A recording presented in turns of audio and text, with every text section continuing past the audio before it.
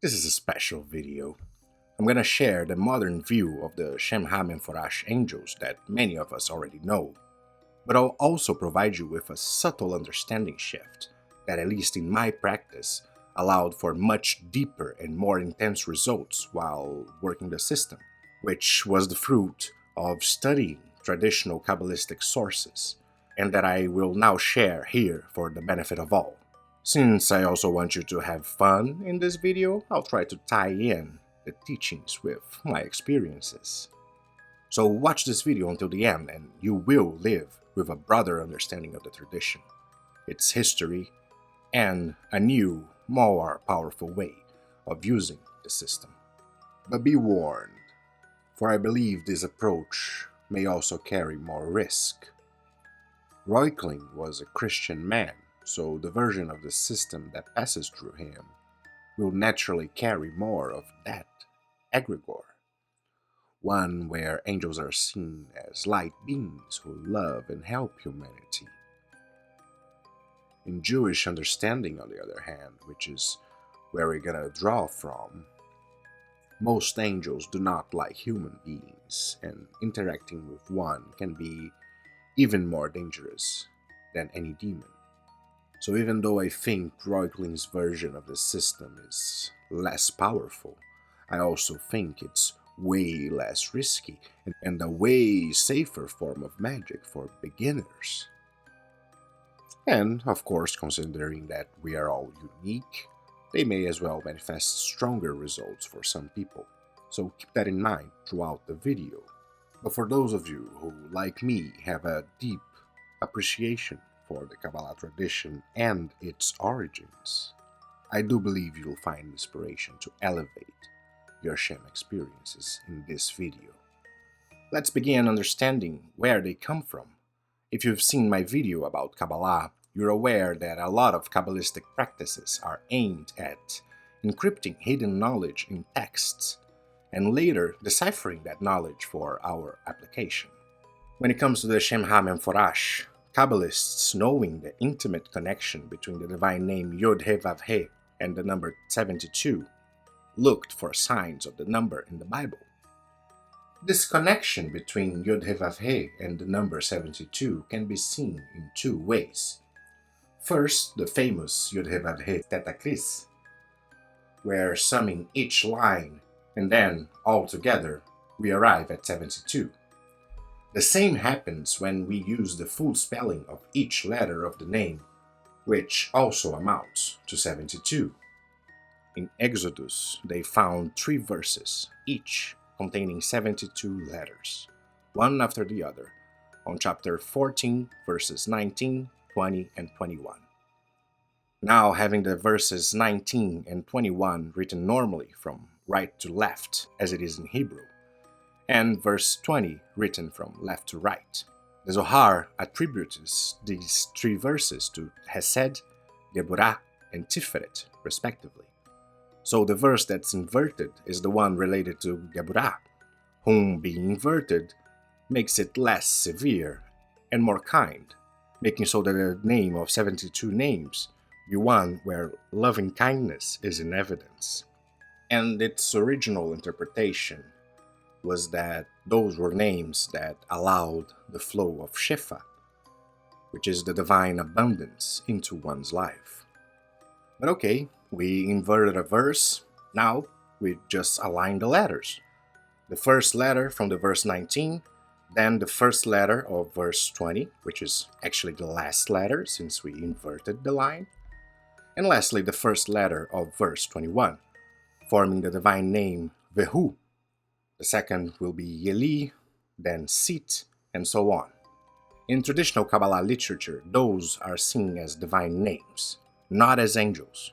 I will later come back to this point when I reveal the insights I got on the system, but for now, I'll share the partial truth that you will encounter when studying this topic. You'll encounter that it was Johann Reichlin whom, studying the tradition of Hebrew divine names, found the 216-letter name of God that's further subdivided into 72 3-letter names of God. He then added the suffixes El and Yah to the end of the divine names, then creating the famous 72 angels, Vehuya, Iliel, Sitael, Elemia, etc. If you're enjoying this video, I ask that you leave a like, that you hype this video, that you subscribe to us, and without spending any money, the best thing you can do for me is watching this video until the end, plus sharing with people that are interested in the subject. But I also want to invite you to my Patreon, where for $8.88 a month you'll get our monthly rituals for benefits in all areas of our lives, an ebook of the main rituals I use, some exclusive videos, and you get to chat with me for as much as you wish. I am deeply thankful to all of my patrons that allow me to live such a blessing that is being able to make content about magic. And I truly hope you may be the next. But let's get into my story. My first contact with the system came early in my magical journey. I've mentioned in previous videos that I've read Mephorash Angels and Archangels, and that's how I began working with the Archangels of Kabbalah. But this book also shares zodiacal archangels and the 72 Shem angels. Here's how Echoes describes them in the book, which is amongst the very few things that I disagree with the book. He says, angels are more like elementals, powerful energies with just enough intelligence to perform as directed. This is why you have to give them specific instructions, because they will typically accomplish a given task in the easiest way possible, and they are incapable of discerning between human concepts of right and wrong.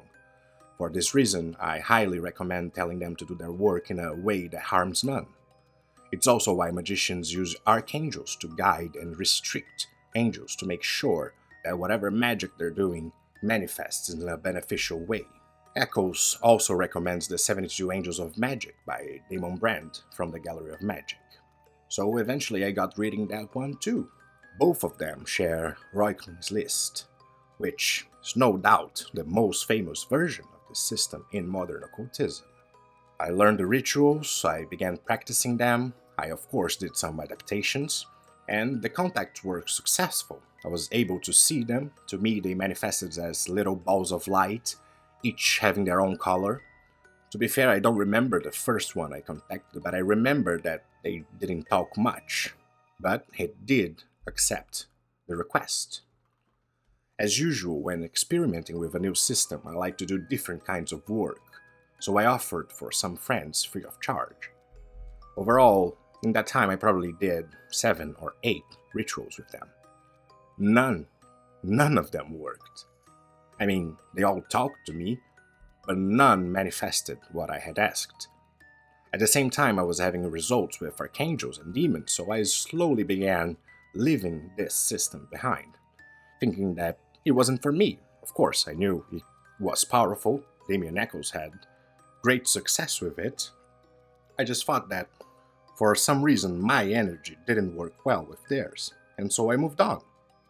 I also tried a different practice at the time, one where I invoked all the 72 angels in a single ritual while vibrating their name and seeing their colors, or sometimes the Hebrew names, organizing themselves in a spiral around me, and at the end collapsing all of that energy into my Tiferet center, my chest.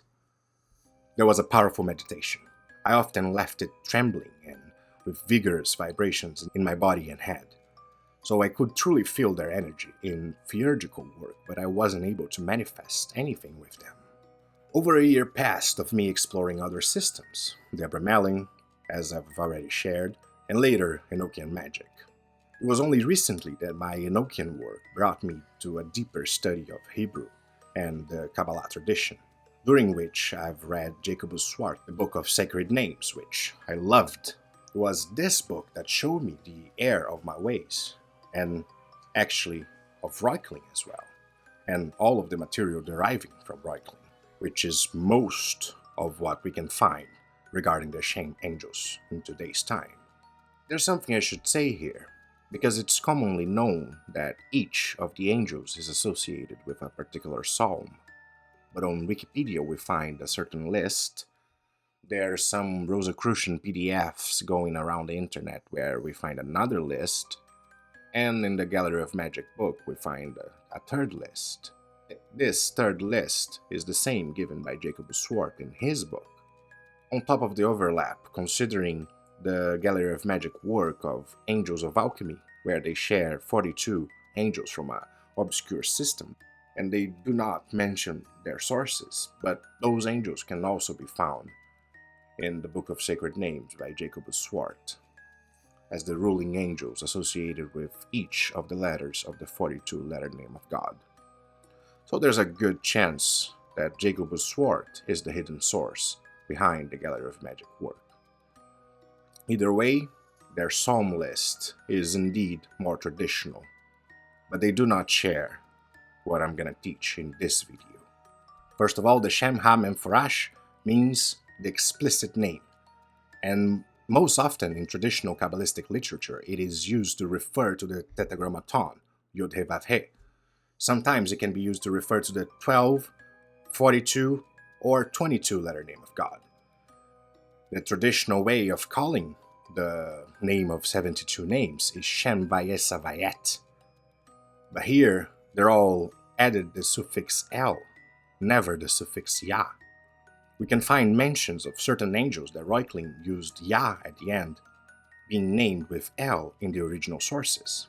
I should say, not all of the 72 are found, but many are, and to me it was enough to indicate that the original practice is only adding El, which makes much more sense since Kabbalists already had the habit of adding El to find the ruling angel of a certain thing. And although there are traditional Jewish angels whose name end with Yah, as is the case with Taf Yah being one of the names of Metatron, they didn't have a practice of adding this suffix to find the name of an angel that's exclusive for the suffix El. Usually, when I'm reading anything, I like to make annotations in my grimoire for future reference, so I was writing a lot while studying the Book of Sacred Names. And as I said before, reading a powerful spiritual book can trigger spiritual experiences, which is exactly what happened. One day I was visited by the angel. I felt an intense vibration all around me. I stopped to meditate and focus, and when I opened my eyes, they fell upon the 11th divine name, which is love. We then had a talk, and during our talk, he presented itself as Lavel. We had a good talk, and I was experiencing intense vibrations inside of my head. In this conversation, he told me that the divine names carry archetypical power, and the ruling angels are the intelligences that can direct that power towards our goals. He further told me that the prince and assisting angels of each name are under the angel of the name itself. So, for example, the 40th divine name, Yeyiz, whose angel is Yeyizel, has the power over the prince angel of the name Zatzitzibaya. Or the 37th name, Ani, whose angel is Aniel, rules over the angelic prince, Shemiel, and his 5 assistants, Uriel, Sandalphon, Nuriel, Yehoel, and Tzarniel. I felt blessed to be visited like this, but he had presented himself as Lavel to me. And later I saw that Lav number 11 is Lavia in Reichlin systems, not Lavel. So I feared having been tricked by a fake spirit pretending to be Lavia. Coincidentally, the 17th name is also Lav, but here for Reichlin, this one, the angel is Lavel. So maybe I had been contacted by Lavel 17, but the confirmation in form of vibration that came to me was when I was looking at Lav 11. It was then that I called my HGA to figure this out, and he explained it was not a deceiving spirit, it was the actual angel, but that I was now ready for the full system and therefore should only use the suffixes L for all of them. This is recent in my life, so I haven't thoroughly experimented with it. I've only had one ritual for manifestation with this new understanding, and it worked beautifully. Much faster than I expected, and in ways much better than I could have anticipated. Unfortunately, I'm not allowed to share this particular result for now. Maybe in the future. And although I still have a lot to explore with them, it's already clear to me how this more traditional approach brings much more intense energy and results. I think the reason why Eccles explained the Shem Angels as rudimentary is exactly because he has only had access to the watered-down version of Reichlin. Although my experience with this new form of working in the Shem is small, I felt immense intelligence and complexity of consciousness under this new approach, which is why I don't agree with the idea that angels are simple forms of intelligence as he suggests. So my current view is that the Shem Angels as we know them have power, but the originals are much more intense. Now, if you've watched until this point, I think there's good chances you're a magician. So I'll leave here the original divine names, which can be vibrated during your rituals to call its power, and you can add the L at the end of each name and evoke or invoke the angel ruling and molding such power. And to finish this video off, each letter of the 72 names has its own ruling angel. I'll also be leaving that on screen for you to pause and take note. You can incorporate the angels connected to the name you're calling to compose a more complete ritual by working with all the angels surrounding that name. Here you also find the combination of each divine name with Yod-Heh-Vav-Heh, and you can also take note of that combination of divine names and also incorporate it during your new Shem practice. Some of the 72 names also have angelic princes associated with them. Those can also be incorporated in our Shem ritual. In order to make the end of this video more valuable, I'll also throw on the screen the psalms associated with each angel. So simply by incorporating the psalm, the divine name, the angel name, and the name of its lower angels associated with each of the letters of the name, you'll be activating a good chunk of the connections amongst these names. So pause and take note of the associations shared so that you can begin improving your Shem practice. Since we're sharing traditional views, I want to give you more ideas of their use in Jewish magic. One thing is that many of the names are associated with other divine names, such as Yod-Heh-Vav-Heh, or Ehyeh, or Adonai, and those can be combined, forming a new divine name, which is intimate with the angel in question. For example, the 67th name is Iyah, and its merger is with Ehyeh, thus forming Eayeh. So what I've done is collect all the main associations found in the Jacob Swart book in my personal grimoire, and whenever I work with a Shem angel, I'll use as much of the associated divine names, angels, and psalm verses to draw as much as possible from the tradition. Lastly, I want to share the use of these divine names as found in the Sefer Haziel. This practice doesn't use any angels, only the divine names themselves, and consists of dividing the 72 names into 5 groups of 12, which are written in parchment together with the name Agelah at the end and the beginning of the sequence of names. Each group has particular effects, so it becomes clear that the traditional practitioners used to combine different parts of the name to achieve different results, almost as if mixing the divine powers these names represent to achieve their particular goals. Well, I hope you now have a better grasp of the history and power of these angels, and now has the insight to work with them under a new lens. If you did learn something, please leave a like, subscribe, and check out our Patreon. I haven't fully finished my new Shem ritual after all of these new insights, but when it's done I plan to share it with patrons. So go there and help this channel keep the lights on. And go read Jacob Swart. If you're interested in these things I'm talking about in this video, you're gonna deeply enjoy it. And of course, check my other videos as well. I hope you enjoyed them. Thank you very much for watching until the end, and may this video bring you many blessings from the divine light. Amen.